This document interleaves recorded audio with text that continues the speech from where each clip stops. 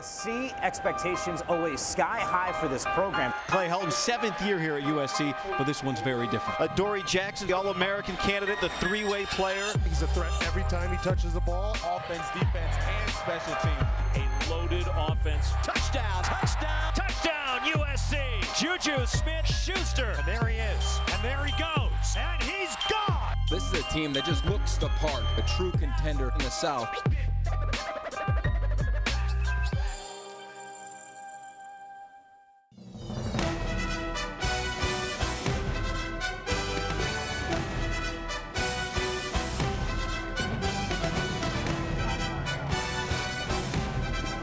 Oh, let it begin in Southern California. It is stop number 1 on the Pac-12 Network's football training camp tour, and it's presented by 76, The Focus, Clay Helton and his USC Trojans with 14 starters back, firepower all over the football field, including 9 offensive starters that are back in the fold. And with that, we welcome you to the Coliseum for practice. Mike Am along with Curtis Conway and Anthony Herron. Of course, Seaway, you're used to talking all about this USC program, used to wear this uniform. And yet the biggest question surrounding this program heading into week number 1 against Alabama is what are we going to see at that quarterback spot? We got a redshirt freshman in Sam Darnold and an experienced veteran guy in Max Brown. Well, it's interesting because when you look at the quarterback position going into the season, the first thing you think is Max Brown has this thing wrapped up. Not so quick. I'm hearing a lot of buzz about Sam Darnold. He's right there with him, a different style of quarterback, able to run with his feet. At the end of the day, it's going to come down to who's able to execute that offense the best. A lot of explosive athletic ability from Sam Darnold, some explosive aggressiveness has been brought on the defensive side of the football from Clancy Pendergast. Him coming in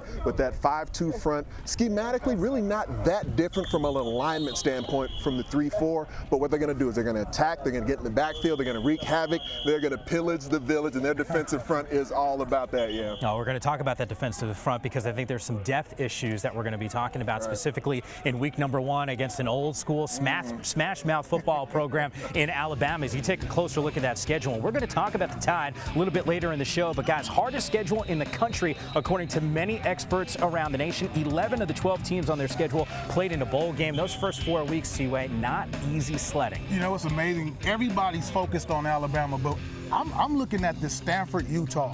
Back-to-back road games with a young quarterback. No matter who gets the nod, they're going to be on the road playing against 2 really good football teams. And you know Utah, they're always going to have a really good defense. So when you look at the schedule, this is no cakewalk for USC. Although they have a lot of returning starters, they could easily come out of this thing 2-2, 1-3 if they're not careful. Expectations high and rightfully so, but even when you look at the back half of the schedule, if they start off strong, they've still got teams waiting for them like Oregon, Washington, UCLA, Notre Dame. Guys, this is a beast. Bookend the schedule with obviously Alabama and Notre Dame.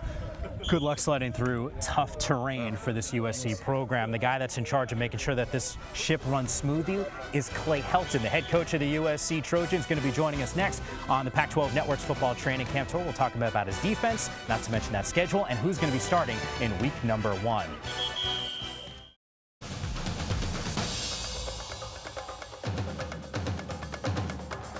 The Pac-12 football training camp tour, and it's presented by 76 All Eyes. In this conference on Clay Helton and his USC Trojans. Took over in week 6 last season. Of course, his first full year at the helm, able to lead this team to a Pac-12 South crown a year ago. And coach is good enough to give us some time here. Can't thank you enough, by the way, for the access you've given us with your players and obviously your program. So thank you very much. Anytime. Come out anytime. Thank you. I want to talk to you about quarterbacks in a second, but I got to understand what it's like for you to now take over a program. I would think with all eyes focused in on the start of the season that maybe your schedule's changed a little bit, spend a little bit more time in the office. How much family time is there now that we're in training camp?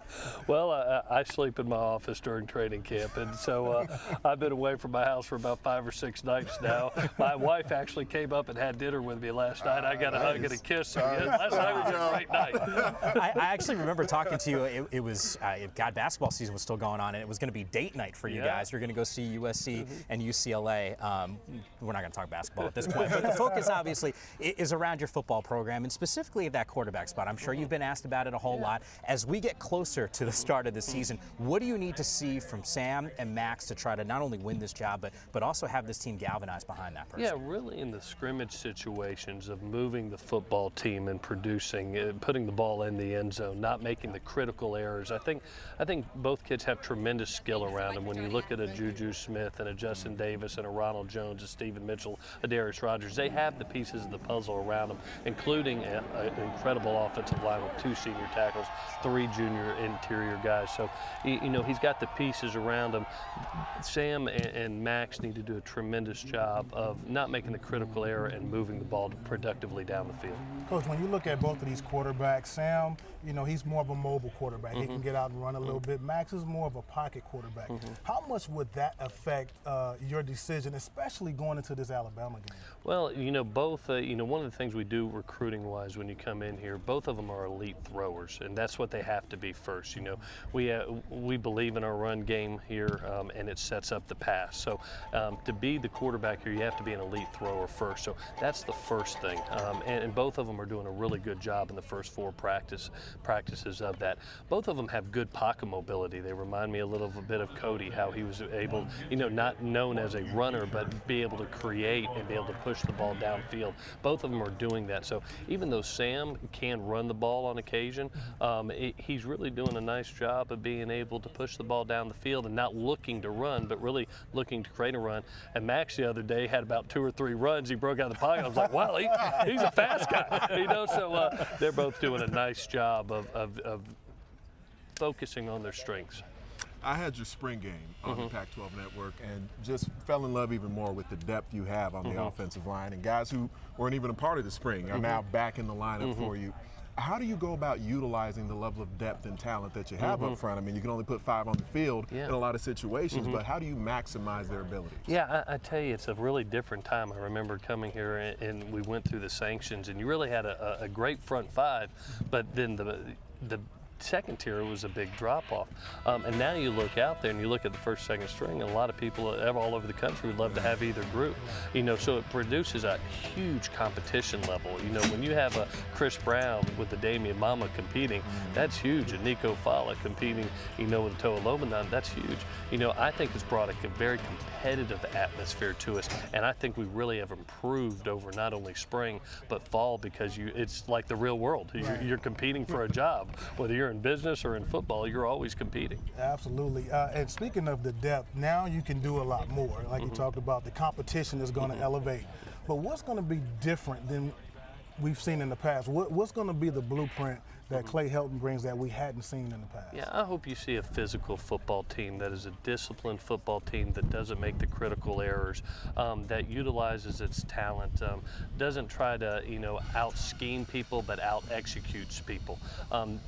That's what we've been focusing on, not only through spring. You've heard us say it's all about ball. That's what our focus on our fundamentals and technique, really getting back to the assignment, fundamental technique parts of football. It really seems like the hire you made with Clancy Pendergast coming in as the defensive coordinator, one of your bigger offseason moves, maybe the biggest. I think his scheme could potentially suit the situation you're in up front with the defensive interior. How do you think his scheme will suit what you guys have? Well, the last memory I have when Clancy was here was being the interim head coach at the Las Vegas Bowl, and he was going against a pretty good quarterback in Carr that day, and had an unbelievable day, and really frustrated. I thought was one of the better quarterbacks in college football at the time. And getting Clancy was a huge get for us, maybe the best recruit we signed, to be honest with you, because you look at it and we're playing a new quarterback at Alabama, new quarterback at Cal, new quarterback at Stanford, new quarterback at Oregon. You're drooling a little bit while you say that, Coach. So I know how hard it is for you know, veteran quarterbacks. Max, this is his 4th training camp, and it's still hard on him seeing Clancy's stuff. So I can't imagine a new quarterback having to go against it. It'll be tough. Don't drool too much, by the way, because a lot of people are talking about your schedule being the hardest in the country. So the new quarterback or not, this is a gauntlet that you have to navigate towards. So. Yeah, and speaking of that schedule, we talked about Alabama a little bit in terms of the quarterback situation. How much preparation will you start to get into Alabama as you start to figure out which quarterback will be best suited for your football team? Well, right now we're truly focusing on us, and we're going to do that all the way through about 18 practices. And then 2 weeks prior to the game, we're going to turn over to Alabama. We're going to do an actual mock game week, exactly how, let's show our guys exactly what a mock game week is, and focus on Alabama with our service teams, and then go into a real game week. So we'll get 2 full weeks working on Alabama. Right now it's about us and getting better fundamentally and technique-wise. Yeah, it's kind of crazy because we just flashed that schedule there with Alabama. You look at those, and Utah State's certainly not a gimme game, and you look at the rest of that gauntlet. We wish you nothing but the best of luck this upcoming season. I know it's going to be tough sledding despite some of those new quarterbacks they made reference to, but take care of business in week number 1. It's obviously important for your program and really the Pac-12 conference as a whole. Thank you so much. Appreciate you having me. Clay just made reference to Clancy maybe being the best recruit that they were able to sign. We'll focus in on that defense coming up here on the Pac-12 Network's Football Training Camp Tours presented by 76. One of his stars, Adoree Jackson, is going to be joining us. The guy's an absolute freak on the football field. And Curtis Conway will explain what Adoree's had to deal with when it comes to playing 2 different sports wearing a USC uniform.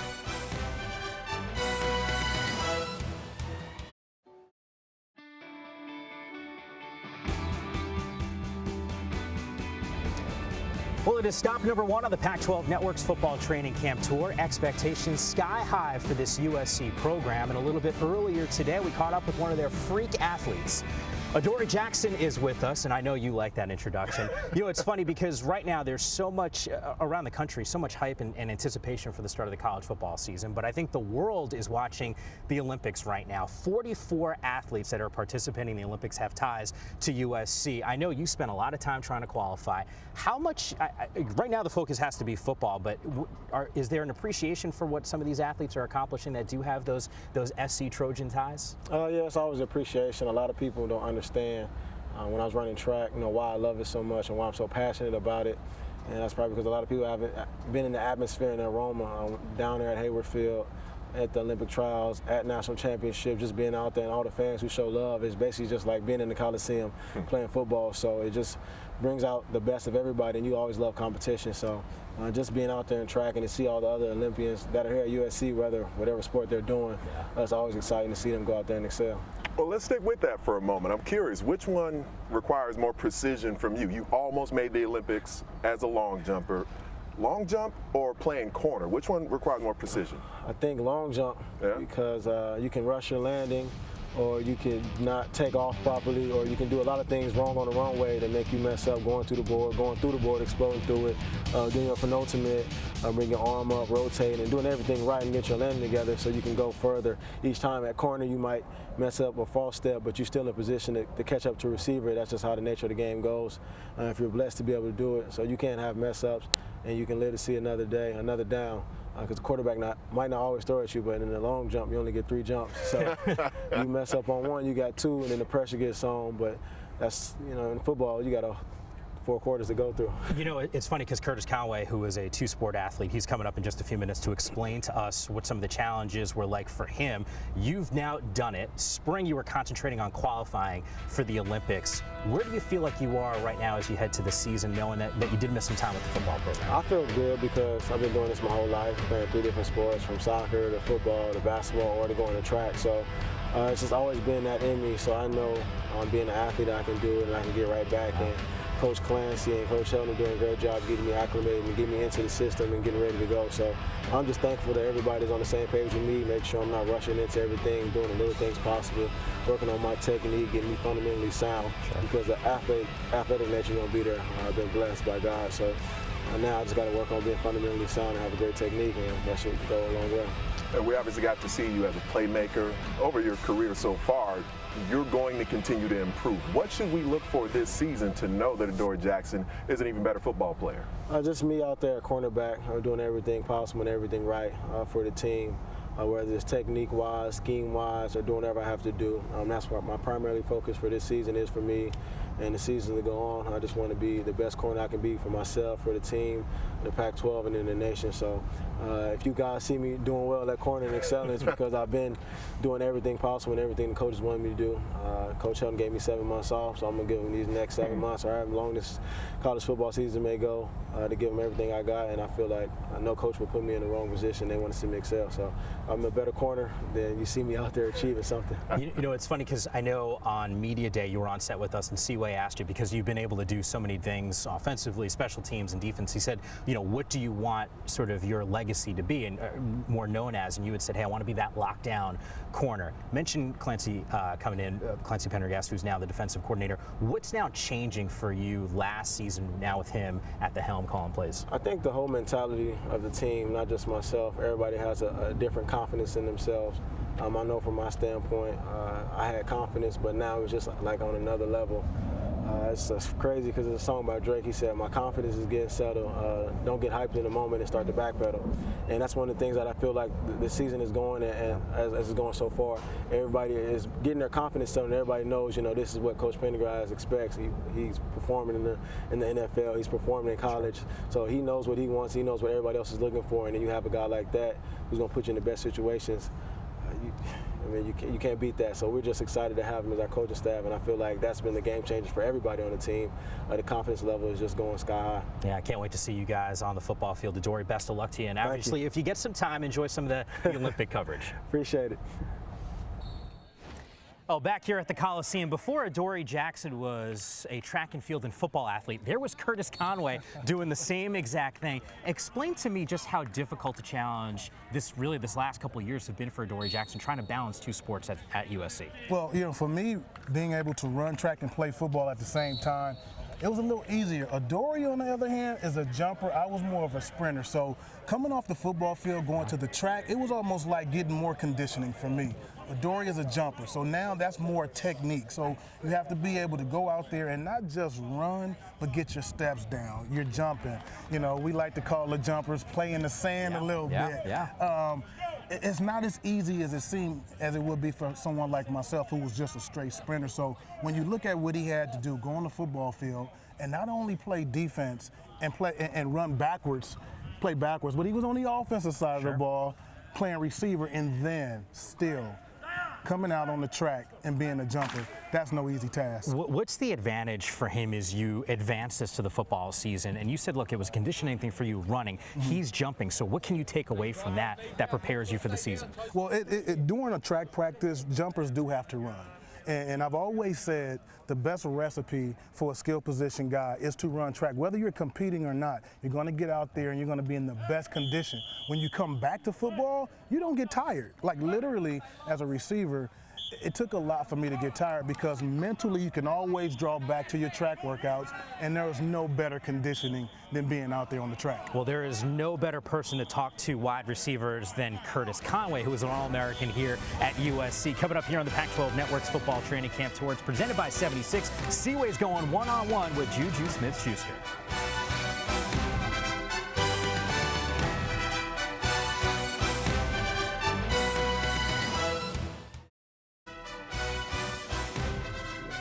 The Pac-12 Football Training Camp Tour is presented to you by 76. We're on the driver's side. Back with the Trojans, the past meeting the present. Our Curtis Conway with one of the lethal weapons for Clay Helton's offense. Thanks, Mike. I'm now with one of the best wide receivers in the nation, Juju Smith-Schuster. What's up, my man? How you doing? I'm doing great. How you doing? I'm doing great, man. I have to go back to last season, starting off, man. All I can remember is Cal. You breaking your hand. First thing came to my mind is, oh my God, he's done. Then the very next game, you come out 8 catches, 138 and a touchdown, man. Take me through that whole week from the time you hurt your hand to the time you stepped on the field against Arizona. So when I broke my hand, I didn't notice until the second half, where I had to get x-rays and obviously show it was my 4th carpal that I broke. Going through my mind was like, I got to play for my teammates, my boys. Woo! And the whole mentality was like, okay, coach just said I'm done. Took my helmet away. I'm like, oh man, I got to get surgery. Next move. Doctor told me, it was like, you can sit out the whole year and get surgery at the end. You get surgery right now and make it an amazing comeback and play the next game. And when I had surgery that next morning, the whole process, the first process was just getting the motion back, you know, feeling touching, and that was the main process. And then when I got to doing exercises, it started coming along. Like, man, I can do this, I can do this. But this is on Wednesday, though. The game's on Saturday. Man. So we come Friday, I now have to catch a ball. Right. And the whole adjusting to the ball and catching it. And it's not only that, the speed and velocity of the ball was the main priority for me. And throughout the whole game, I was like, it's not about me, it's about my teammates. Right. And the first play, it's so funny, the first play they threw the ball around a 9-yard stop, and I catch it with my left hand instead of my right hand. It's a broken hand. Like, right. wow, man, this is a good thing. Left hand's doing really good today. Right. So, you know, and ever since then, my whole mentality of, you know, pain is just temporary, and you just playing a long game. I tell you what, man, you totally won me over when I saw that. I'm like, that's incredible. Playing receiver, I know how important our hands are. You know, moving forward, coming into this year, you're a marked man. Every game you go into, they're going to circle Juju. What have you worked on knowing that probably from day one, that first game, you're going to see a lot of double coverage? Take me through some of your off-season workouts that you've been figuring, okay, I'm not going to be the guy that can just be overlooked. I'm the guy. No, most definitely. I mean, I noticed that last year towards the end of the season against Stanford, and I think this year it's going to be like that. And, you know, being able to read defense and coverages and being able to move me around inside and outside is going to help out a lot.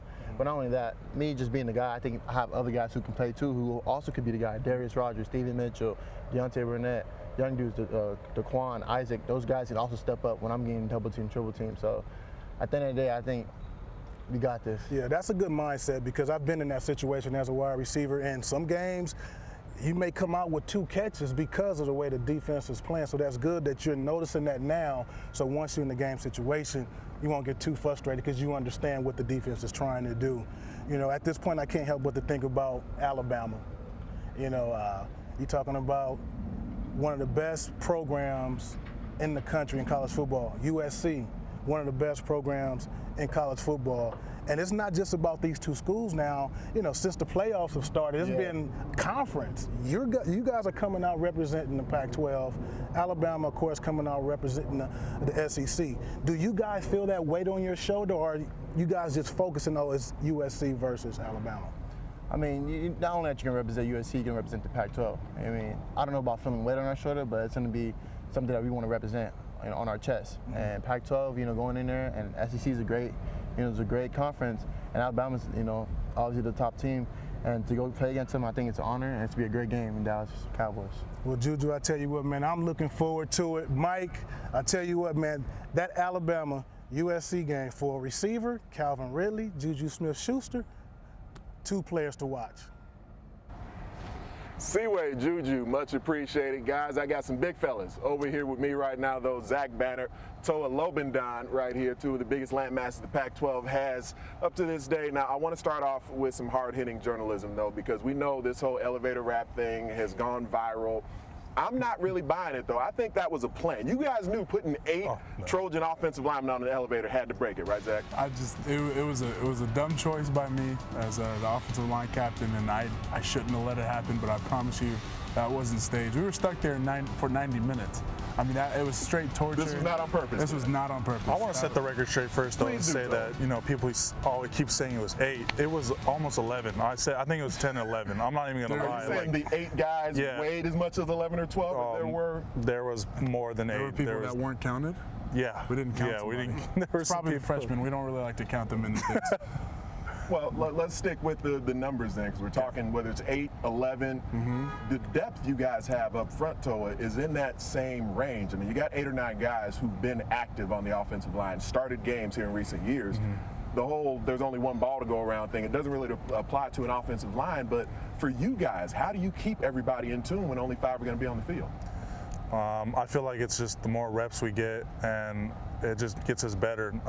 Having all those guys just brings the competition up too. Like, I got someone like Nico Falah, one of my boys, that's, you know, playing center out of nowhere and is pushing me, you know, during fall camp, and that just makes us better. You know, both our guards could easily start at other schools, or they could easily start here, but I think that competition just makes us better along the line.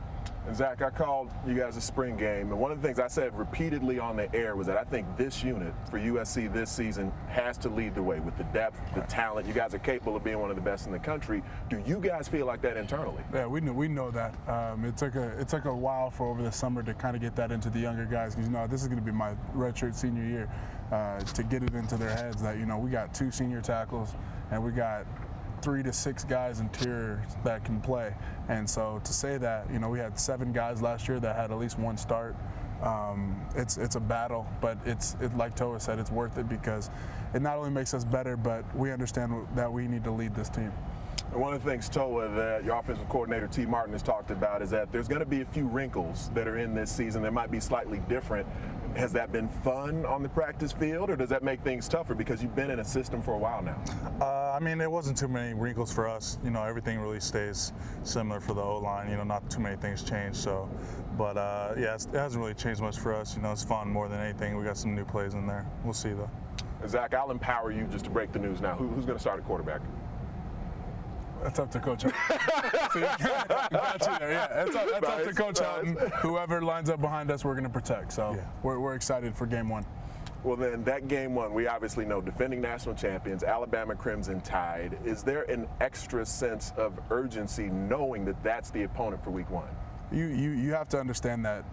You want to look at our first 4 games, you want to look at our last 4 games, the middle 8, whatever it is. We're playing tough opponents in the Pac-12 conference. We're always playing tough opponents. We respect everybody. There's nobody out there that we go that thinks that's a bigger opponent. Now, yes, you look at it, they won the national championship last year, so you got to respect them. I mean, they're a great team. This is kind of a classic type rivalry matchup between 2 legendary programs. It's going to be a great game. I'm excited.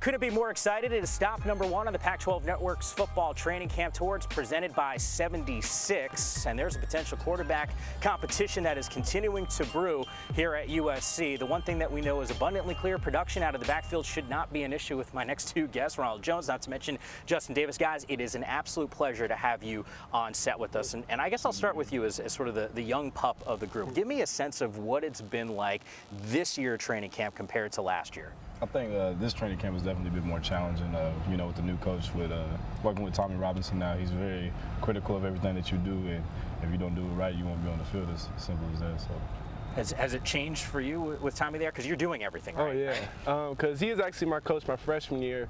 And now that Coach Heldon's starting to get the staff back from our freshman years, it's going back to that professional that's going in day out, that's going over your work, that's doing what you're supposed to. So I think that this training camp is a lot more that's we doing our job and we're doing it right. So I think it's going to pay off for the future. What's been the biggest difference for you? Because it seems like if the approach is different heading into this season, things for you in the off season must have been a little different, right? Right. And they kind of like this revamped the whole summer conditioning program, and it just proved everybody out there, they're in the best shape of their lives. I know I am. So that's the first thing. We got to get our bodies right for the season that we're going to have, because it's going to be tough. All right, what about for you, Ronald? When you look at the upcoming season, we know both of you guys are so dangerous coming out of the backfield. What do you think? I want both you guys to answer this, but compare and contrast each other as in terms of running backs and style-wise. How would you classify what we see from Justin during the year? I think Justin, he's more like LaShawn McCoy, like one cut and go, and like he can catch, he can block. He's the most reliable back out of all of us, and he just got that shimmy to him. So that's why I think of Justin.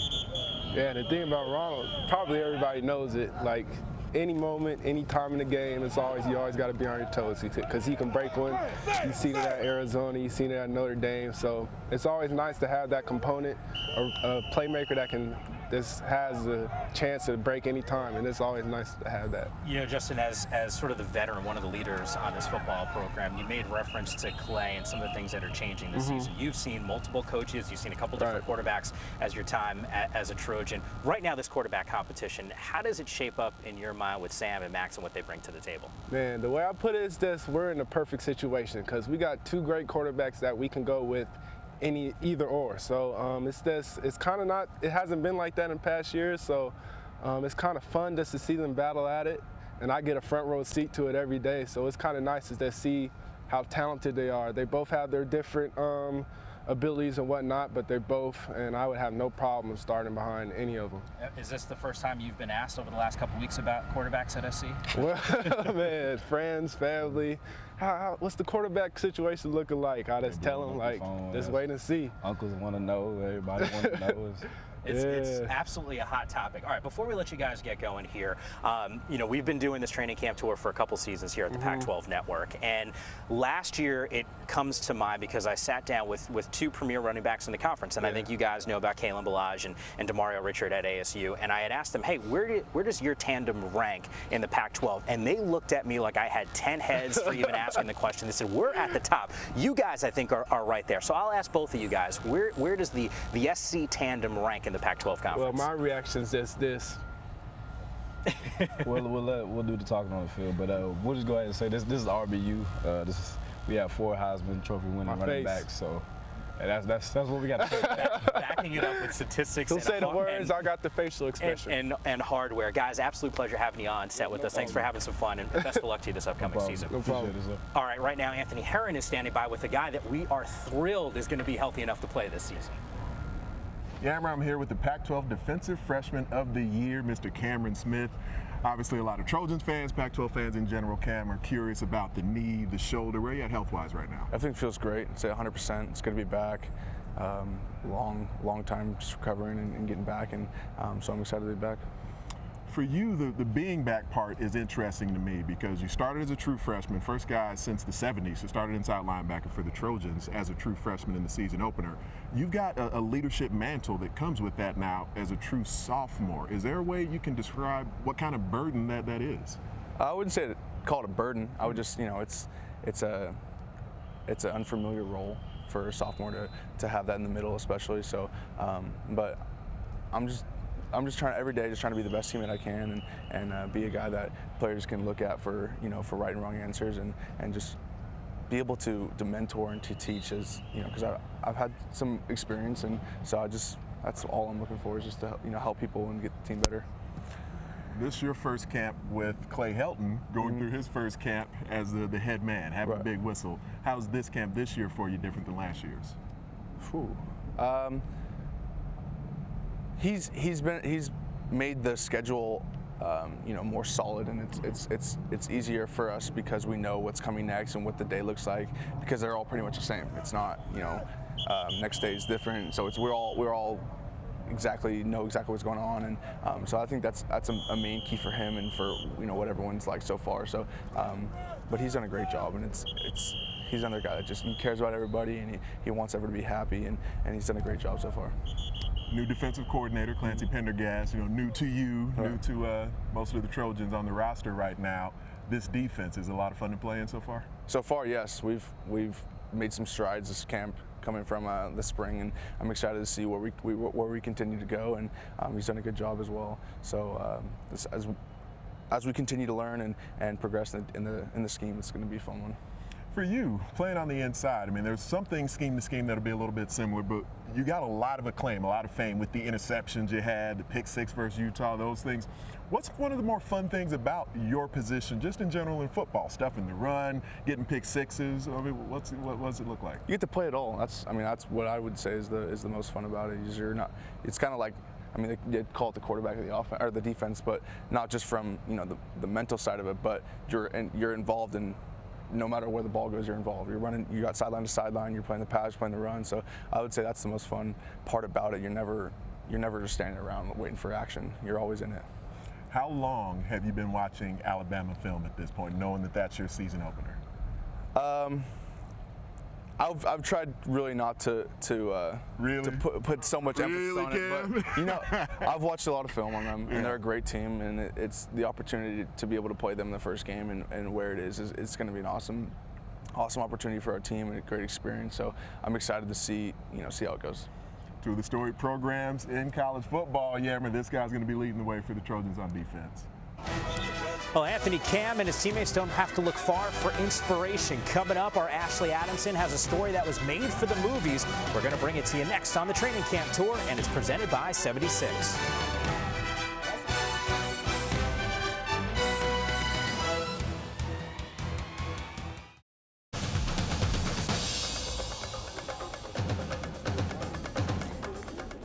Well, stop number 1 on the Pac-12 Network's football training camp tour. It's presented by 76. Mike Yam, Anthony Herron, and Curtis Conway with you at the LA Coliseum. Our Ashley Adamson telling a story of a member of the Trojan family who lives the mantra, fight on.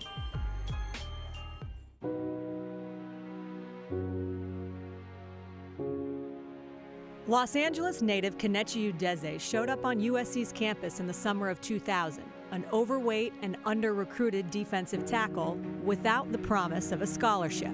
I wasn't a big-time recruit coming out of high school. I was a one-star recruit. I was roughly 400 pounds when I got to camp here. And when I got here, it wasn't even more or less a hey, how you doing? It was, hey, let's get on the scale. I had to lose the weight, so I wasn't really guaranteed a scholarship here. It was, hey, if you lose 30 pounds, we'll make sure there's a scholarship here for you. Udeze redshirted his freshman season and earned a scholarship after dropping more than 100 pounds. Coaches moved him to defensive end, and Udeze became a pivotal contributor on a legendary Trojan squad. Sacked by Kenechi Udeze, and that hurt too. And Kegel is clobbered by Udeze. The Trojans capped the 2003 season with a victory at the Rose Bowl. Congratulations to Pete Carroll, his staff, and all of his Southern California Trojans. And Udeze decided he was ready for the National Football League. It was really an amazing time because who would have thought a 375-pound kid that showed up to USC on his own dime, $3.70, caught the bus to get here, would have the opportunity to not only become, an NFL football player, but a first-round draft pick. The Minnesota Vikings selected Udeze 21st overall in the 2004 NFL Draft. The goal was always to be in the NFL. It was unreal. Like, I try to tell the guys, like, you get a chance to go play in the NFL, and you move further away from reality. You play football, you prepare for football, that's your life. And it's an amazing life, it is. After the 2007 season, Udeze was a 24-year-old living his dream. And with the excitement of a new contract looming, he went home for the offseason. The day after the Super Bowl, when the Patriots lost to the Giants, I was heading to go work out. I got to the top of the stairwell, I was lightheaded, fell backwards, out. Udeze went to the hospital, and after undergoing a series of tests, waited for news from the doctor. And he said, son, I hate to be the one to tell you this, but you have a very aggressive form of leukemia. And he had his hand on my shoulder, and I slapped his hand off my shoulder. I said, cancer? I said, no, not me. Just in reflecting on Kenechi, he's a first-round draft pick. He's overcome things throughout his career, his weight early on in high school, to earning a scholarship at USC, and he hates to let it go, and I hate for him to let it go, but it's really best for him. After 6 months of chemotherapy and receiving a clean bill of health, Udeze attempted a comeback to football.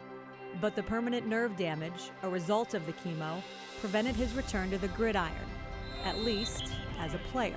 You can be 24 years old, you can be getting ready to sign a contract extension with your NFL organization, and then the very next day you're wondering what you're going to do with the rest of your life. Go through it. That's why I got into coaching, because if I can do anything with myself and the legacy that I started as a player, why not give back? Udeze was named the Trojans' defensive line coach in January of 2016, a return to where it all began. He knows the tradition, he knows the history, he knows what it takes to be a Trojan, to see his knowledge of the game. He could almost still play it if he wanted to. He looks like he can. Not only can he teach it, but he can also show the kids exactly what to do. I'm just thankful that he's here with us. There's not a day that goes by I wish I was still playing football. And that's one of the coolest things about being back here. They know that. Well, Ash, certainly an incredible journey. No doubt Coach is still serving as an inspiration to a lot of these players. But a little bit earlier today, our Anthony Herron catching up with one of the defensive stars of this Trojan squad, who also happens to look like Thor. Yammer, I'm out here on the practice field with Mr. Porter Gustin, one of my favorite players in the Pac-12. Because, Porter, I've been covering you a lot since you came out of high school. One of the things I know, your dad, quarterback at Wyoming, your mom, all-conference basketball player at BYU. You may have gotten this question before, but not from me. Who's the best athlete in the Gustin household? Well, my mom will tell you that she is, my dad will tell you that he is. So, I mean, it's kind of a debate, but I guess you're the tie-breaking vote then. I guess so. Do we have a vote? I mean, is it not you? I mean, I'd say that I am. Okay, all right. I mean, you know, I've heard from the sources I've heard, I'd probably say my mom's probably the most athletic all around. There we go. There we go. Yeah. Mom will dig that. Well, for you, you know, you're a big-time baseball player in high school too. Nice fastball. When I watched your high school film during your recruiting process, one of the things that stood out to me: bigger, faster, stronger. You know, you played at Idaho and played in the state of Utah. Your true freshman year, being in the Pac-12, how big of a transition was that for you? Yeah, it was huge. Just the competition jumped. Everybody was big and strong, so I had to, I couldn't just overpower people anymore. I had to start working other things. I mean, speed, agility, get more flexible, just work on my technique more and be more of a technician. So, I mean, I think I've come a long way since then, so a lot of improvement. So this new 5-2 scheme, Clancy Pendergast brings that in. I'm excited for you to be within this scheme, to be able to be in attack mode consistently. What excites you about it? Yeah, same thing. Attack mode all the time. We had a lot more different pressures, blitzes. Just were coming a lot more, switching it up, confusing the offense, in a lot more ways than last year. So, I mean, I'm excited as well to see how the defense comes together and it gets after the quarterback especially. Well, that season opening game you have against the Alabama Crimson Tide, Port Augusta, appreciate your time. And Seaway, this guy's going to be trying to get after whoever's the quarterback for the Tide in that one. Thanks, Anthony. Well, I'm here with my man, Noah Jefferson. How you doing, my man? Good, how are you? Good, good. A little banged up. How's everything coming along with you? Everything's going pretty good. Trying to get healthy, stay strong while we're in camp, just to come back as fast as I can, get ready for the season. Well, you know, when you look across the country, you know, everybody's evaluating every team and every position and every unit. Yes, sir. And when you look at USC's team, the first thing you think about is that front seven. You guys lost a lot up front on the defensive line, a couple of linebackers. I know you haven't been practicing, but give me your assessment of what you've seen out of the guys out there so far. Since the spring, the guys really improved, developing pass rush skills, getting off the ball better, striking their offensive linemen a lot better, actually coming out there, learning how to play with good technique, learning from Coach KU, such a great coach that we have. Yeah, so in terms of experience, do you think experience is going to be a factor in you guys playing against one of the best teams in the country early, or you feel like, okay, a lot of these guys are just eager to go and going to accept that challenge? I feel like the experience level really doesn't matter because we have such a good offensive line that we go through in practice that I feel like it balances out, so we play good in the season. Now, I'm going to get a little personal here. Your dad played offensive line. Yes, sir. Your brother played offensive line. Yes, sir. You decided to go on the other side of the ball. What was the reason for that? Were you just better, or you just always been a defensive guy? I mean, I started out playing football, playing tight end and left tackle, so that's always what I've known to do, but I just want to be able to show my athleticism, so I wanted to come over to the defensive side. In high school, being able to show that I could run, I could get off the ball, I could show my pass rush moves and show that I'm limber enough for a big guy at the same time. Okay, now, you know, couldn't go without talking about Bama. Yeah. First game of the year, you know they're going to try to run the football. Yes, sir. What is your mindset going up against one of the best offensive lines and a team that you know is going to try to attack you guys up front? So I'm just ready to compete. That's all it is. That's all it is? Yes, sir. You ready to go? Yes, sir. Okay, well, I'm with my man Noah Jefferson. Appreciate your time, buddy. Back to you, Mike. Seaway certainly keeping our fingers crossed that Noah's going to be healthy enough for that Week 1 matchup against Alabama, which we'll focus in on next as we wrap up the training camp tour from the Coliseum here on the Pac-12 Network.